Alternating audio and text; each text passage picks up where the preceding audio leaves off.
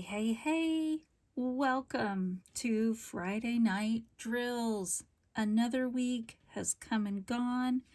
I don't have anything nearly as exciting as last week. No Pokemon Day to recover from. Instead, we're just going to call this a catch-up week.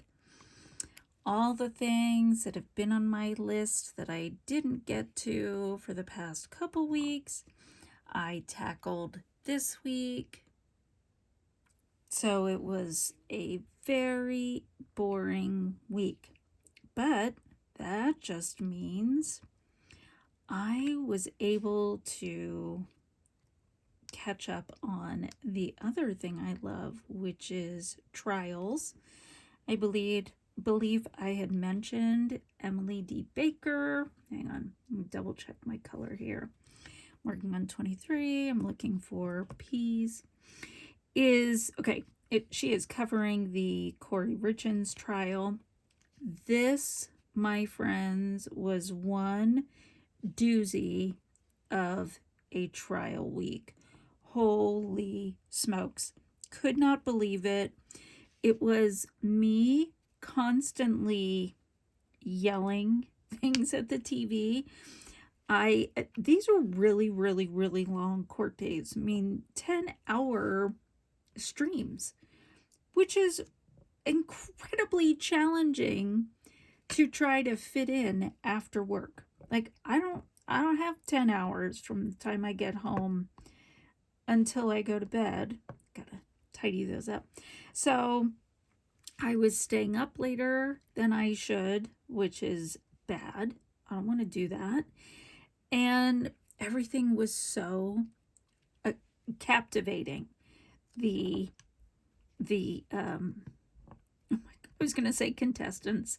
The witnesses, you can tell we're through the first rounds of laying foundation, and now we had the bestie, and we had the boyfriend, and it was truly a tea spilling week. So I would stay up as late as I could. Not impressive, everybody. I am old. Okay, I'm not old. I'm older than I used to be, which means I have to get up earlier for work to accommodate my husband's start time. So if I need to shower in the morning, that means getting up earlier. So this might be laughable to some. Before 6 o'clock is like beyond early. And if I have to shower, I get up at 5:30, which is really difficult when I go to bed past 9. So I'd been staying up till 10 or even 11 thinking, oh, I don't really have to shower. Oh, I can go another day. No, I don't know. I can wait. There does come a time when you go, girl, nobody wants you to wait another day. You must shower. So yeah, I was dragging some days, but I would say, okay, I'll go to bed at 9:30 or so, and I would just keep it going on my phone, have my little sleeping earbuds, and the lights are out. Hubby's, he's not trying to go to sleep because I don't even know what time. I think he's up till midnight or so. That's because he really does just roll out 5 minutes before we have to leave. And so it's quiet. He's watching. He probably thinks I'm asleep. And all of a sudden I'll go, or no, or start laughing. He's like, what? And I would just say, trial. He's like, yeah, what? What in the trial? Apparently it's not I can just move on sort of thing. So I would have to stop what I'm doing, tell him about it. There was, oh my gosh, she bought this mansion that was going to be what made it. She was gonna make, I think she estimated, she sold it for, or I'm sorry, she bought it for $2 million. She estimated that she would be able to sell it for $16 million. That's incredible. I actually thought she was just trying to sell it for $7 million. Okay, cannot be excited and find letters at the same time. So I gotta move this. Looking for P's here. There we go. I want to make sure you can see what I'm doing. I'm just getting so excited. So they brought in the forensic accountant, which honestly, wouldn't you think you could fall asleep to that? Because so not. I've seen a couple of them with the Murdaugh trial, and it's pretty dang snoozy. Not this one at all. Everything about this, I would gasp. I would be like, no way. It was incredible. So they were reading the addendum to the sale. If you have bought a house, there's a thing called a REPSI, real estate purchase contract, and it lists all the costs and exceptions and things like that. And so, I don't know, maybe like the refrigerator is part of the sale, or we aren't selling with any appliances included, things like that. Maybe the blinds are staying. I don't know. Basic, simple things that are expected. If you can find this trial, I think it was day 6, maybe 7, is when they go over it. I encourage you to find it, because they essentially, I had every red light flashing. Row after row, paragraph after paragraph of them saying it is not included, it is not functional, is uninhabitable, requires permits that the government has denied, rejected. This is impossible. This is wetland space. There's no sewage. There's things that you're like, okay, it's not unfinished basement. It is. Oh, sorry. So excited. I inhaled. Woo! Your mouth is on the floor. You can't even explain what jaw dropping is. So I heard that, and of course then had to pull my headphones off and play the whole thing for him. And then I immediately knew, because I'd been talking to my coworker about the trial. She knows I love watching, listening to trials. And she was just like, I don't understand how the banks will continue to fund her, because she was a realtor, real estate agent, and was, I don't know, millions in debt. And oh, that was another thing. We're talking about the amount of loans she had in payday loans. I don't know how familiar you are with them. Talk about predatory lending. I appreciate that these are things that, quite frankly, you just might not have any other option. You've got a car repair, payday is 2 days away, you've got to get it fixed, you've got to do the things. Oh goodness, that is not the case here. It was like $80,000. I'm not kidding, $80,000 in payday loans at 25% interest. The amount she had to pay back every day.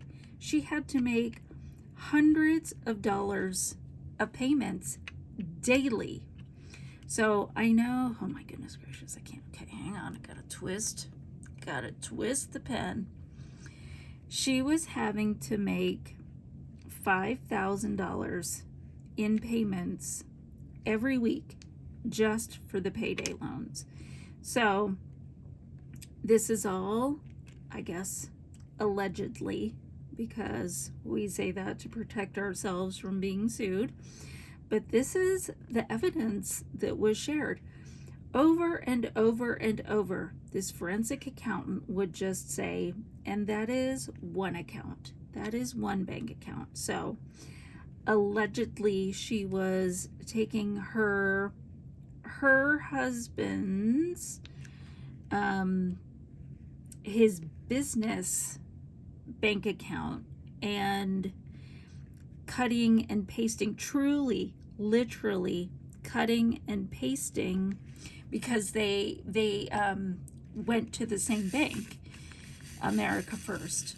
They didn't have shared accounts. I mean, they did have some shared family accounts, but she was taking his business account and copying and pasting and then scanning it in to lenders to get mortgages to be able to buy these homes. And she was doing, they called it hard money.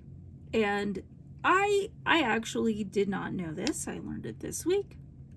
Hard money loans, I thought meant you were actually given hard money. It wasn't just credit, it was you were given the cash. Nope, it is called that because the loans are hard, they are cruel, they are like, there is no grace or kindness in these things. And so that was the type of financing she was doing, was hard money loans for all these houses she was buying. And it's like gambling. Everyone, just one more. I'm just gonna make one more bet because this is the one. So this Midway mansion was supposed to be her, this is it. This is the jackpot. I'm gonna hit the lottery. Well, as we can see, that's not what happened. So many questions, like how did they build on this? Because it was just partially built. It wasn't a completely purchased or a completely finished residence. It was partially done. And so that's one of the questions, was how did they even start building to begin with, if they still had to do Army Corps of Engineers and permits had stopped. So I encourage you, if you want to feel better about, I always say, when I'm having a really hard day and I feel like I could do better at taking care of my house, I watch the show Hoarders, because then I go, well, could be worse. So I know I am no financial wizard. Watching this made me go, okay, I can honestly say I have made some stupid, unwise financial decisions, but I haven't done that. Granted, I am not an entrepreneur. I am not, there's no part of me that appeals to me. However, I have been able to pay my mortgage. It has been reasonable. We were very fortunate when we bought our house that they were reasonable still. and I am forever grateful for that. Okay, let me find, what are we gonna do next? I know there's only a few J's, so how about let's do 6. Let me look for that. So that's where a lot of my time and attention, at least in the evenings, have gone. Still lots of catching up for work. You know, if I ever caught up, probably wouldn't be a need for me to work there. So it's a good thing. But you know, still adjusting to the corporate rebrand.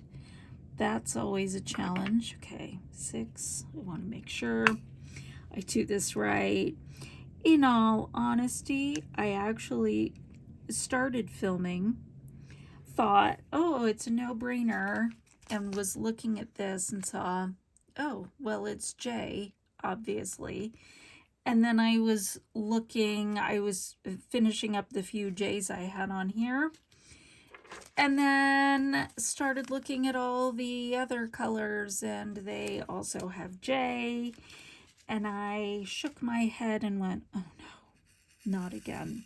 You're going to have to take these colors off on this canvas again. So I decided I was just going to take some time and stop the filming and would just start over once I got them off. So now who am I to judge? Maybe I should. I do try to have grace for others. That I don't know, that seems above and beyond, and I do have to admit, at some point when you are millions of dollars in debt, I can see why you think you only have one option, and it's a terrible option. I again, as I was talking to my coworker, sorry, back to the trial, and we would say, just get a divorce. Why do you feel like your only option was to take him out? Well, I did learn that they had a prenup, and the prenup took away all of his assets. The business of his that was doing so well is an asset of his. It was premarital assets, and so she wouldn't have access to that. The house that they lived in, he had before they got married, and so she would not be able to access that. She actually allegedly forged a power of attorney and took out a HELOC, home equity line of credit, against their house for $250,000. So he learned about that and immediately went and changed his will, put everything in a trust, took her name off of it. And the other thing that they played this week, besides the financial stuff, was the recordings. She liked to record her phone calls with pretty much everybody, it felt like. She recorded conversations with his best friend, saying, I can't believe he would do this, and that she didn't know. Well, it's ironic because the opening statements, the attorney said she was well aware that all these changes had been made, and yet after he died, she went to claim the money from his life insurance because she had put multiple policies on him in addition to what he and his business and they already had. And then found out that the home was in a trust and that his sister was the beneficiary and was going to run the trust, and that she had no access. And so she kept complaining to his best friend, saying, I'm worth millions, and that I don't know why he was mad about that $250,000, because I don't need that. We have millions of dollars because of me, and none of that was true.